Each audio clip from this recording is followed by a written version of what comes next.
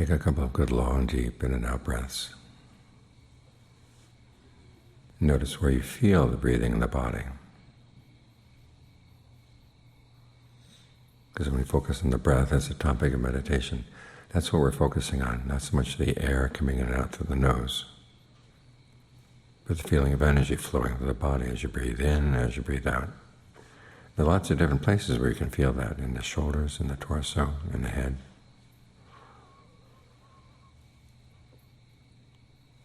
Wherever it's most prominent, focus your attention there.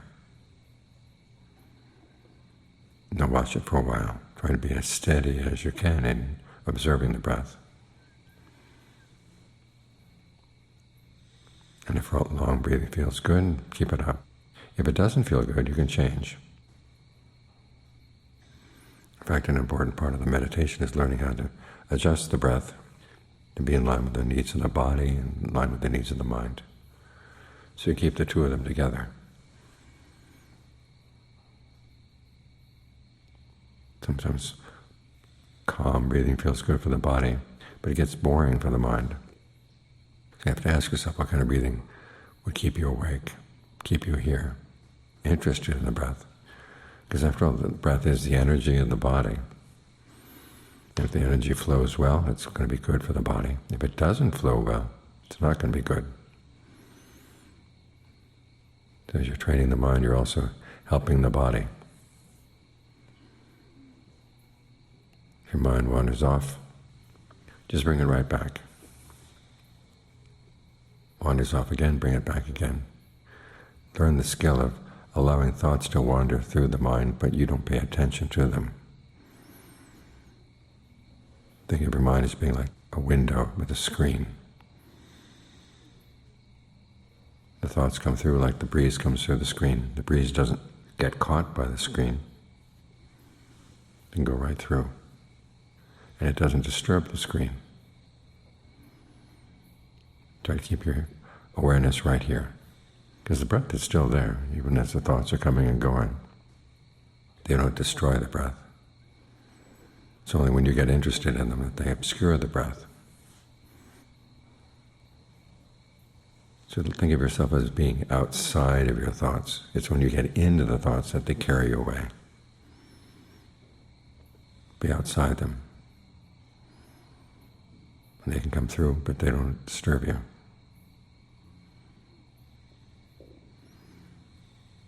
If you find yourself getting drowsy, deepen the breath. Especially emphasize the in-breath to give more energy.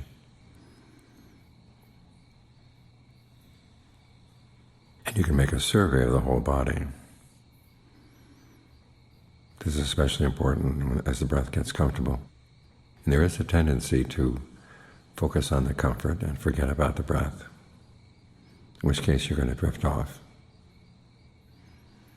So to counteract that tendency, tell yourself the breath is flowing through the whole body, through all the nerves. There has to be energy flowing through the nerves, energy flowing through the blood vessels, and they're everywhere in the body. So survey, as you breathe in, how does it feel in your stomach? How does it feel in your chest? How does it feel in your neck? How does it feel in the head? How about going down the shoulders and the arms, going down the back, going down the legs? Go around and around like this. And you find there are lots of interesting things going on. Some parts of the body, it's obvious that energy is flowing. In other parts, it's not obvious at all. In some parts, it seems to be blocked. If there's any sense of blockage, any tension or tightness, allow it to relax. So that you're surrounded by good breathing.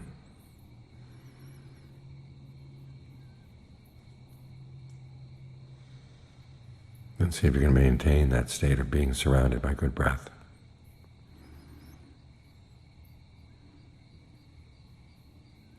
One of the main obstacles you run into as you meditate is you sit here for a while. You're not used to sitting here in one position for a long time. There are going to be pains in different parts of the body. As the Buddha said, one of the important things about pains is that even though they're there, you have to learn how not to let them invade your mind and stay. How does that happen? And how can you counteract it? The way you counteract it first is to breathe in ways that are comfortable, like we're doing right now. And focus on the parts of the body that are comfortable. One of our big problems is that whenever there's a little pain here or pain there, we just focus immediately on the pain. We forget the rest of the body. But here you're learning to develop a sense of well-being in your arms, in your torso, in your head, your legs. Let that give you strength. Focus there. And for the time being, you say there's a pain in your knee or a pain in your hip, pain in the back. You don't have to move in with the pain. And John Lee, my teacher's teacher, said think of the body as being like a mango. Sometimes you cut open a mango and you find there's a worm or there's a rotten spot. We cut out that section of the mango. You don't eat that section of the mango, you eat just the part that's remaining. It's like going to a house where there are a few rotten spots in the floorboards. Don't lie down on the rotten spots, but lie down on the good spots. You can't wait for the whole body to be totally perfect before you settle down. After all, we live in an imperfect world, and you're trying to develop what are called the perfections of the mind, the good qualities of the mind. And it's in the midst of imperfection that you've got to do this. So you work around the imperfections to begin with. Then when you feel solidly based, then you can begin to look into the pains to see what it is that makes them invade the mind. Because the pains just sit there. They have no intention of invading your mind. It's more the case that you pull them in through your perceptions. Perceptions are the way you label things, the images you have in mind, or the words you have in mind that identify, give meaning to things. As the Buddha said, it's this combination of perceptions and feelings that has a big impact on the mind. So say there's a pain in your knee. What is your perception of that pain? Does it have a color? Does it have a shape?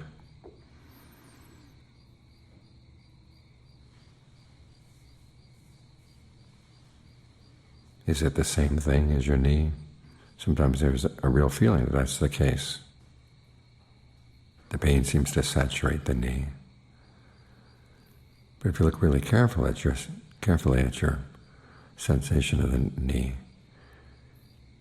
you realize there are bodily sensations and also pain sensations, and they're two different kinds of things.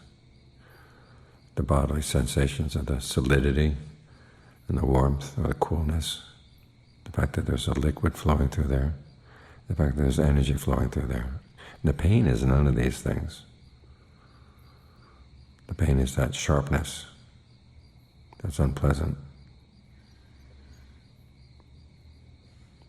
See if you can make these distinctions. Or you can ask yourself, is the pain a solid block? Is it totally unrelenting, or does it come and go in moments? If you look really carefully, you see that there are moments of pain. Hold that perception in mind for a while.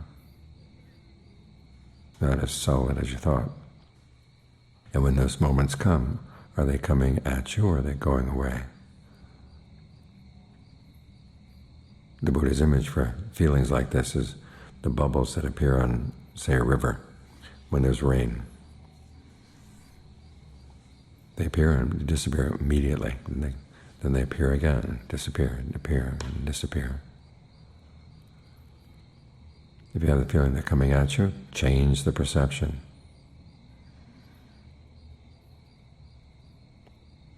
See that they're actually going away from you. It's like sitting in the back of one of those old station wagons where the back seat faced back. As you drove along the road or rode along as somebody else was driving, anything that came into your range of vision was going away from you already. and you find that you feel a lot less oppressed by the pain. Or you can ask yourself, where is the sharpest point of the pain? Instead of cringing and running away from the pain, you face it.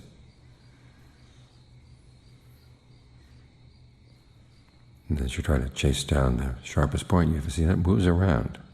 Then it disappears for a while, then it pops up someplace else. Keep chasing it down like that. As you're chasing it, you provide less of a target for the pain to hit you.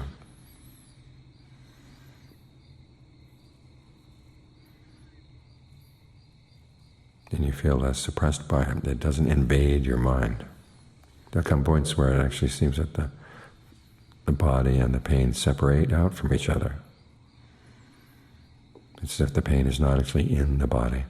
You begin to realize that your perception of the location of the pain is something that the mind put onto the pain to begin with. This is an important lesson of the meditation. We live in a world of our perceptions, the labels we put on things. And the things themselves don't have any name for themselves. We're the ones who put the labels on them, and then we suffer from our labels. You say, well, these labels are true, so I have to hold on to them. But a perception is just like a sketch of reality. And there are lots of different ways that you can sketch reality. It's like having lots of different maps. I have a book over in the library, maps of the province of Saskatchewan. There are some maps that show the roads, and there are maps that show the mineral deposits. There are maps that show the climate areas, maps that show the rock types. Lots of different maps, same place, but different maps for different purposes.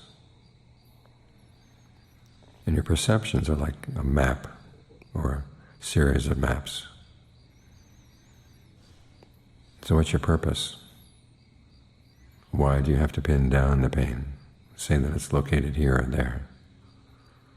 Especially when you notice that if you try to chase down the sharpest point of the pain, it moves, it runs away from you. It's perhaps you to loosen up some of your perceptions, the perceptions with which you're making yourself suffer. There are other perceptions that are equally true, but don't make you suffer. It requires some imagination and some experimentation. This is a really important lesson in the meditation, though.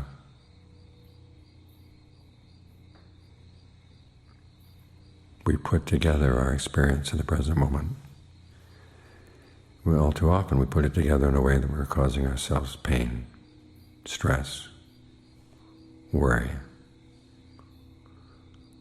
Whereas we can put it together using the same raw materials and get something else out of it. And there can be unpleasant things there, but you can learn how not to suffer from them. Either by changing your perceptions, changing the way you talk to yourself about these things. You have more power than you usually think. So learn how to use it well.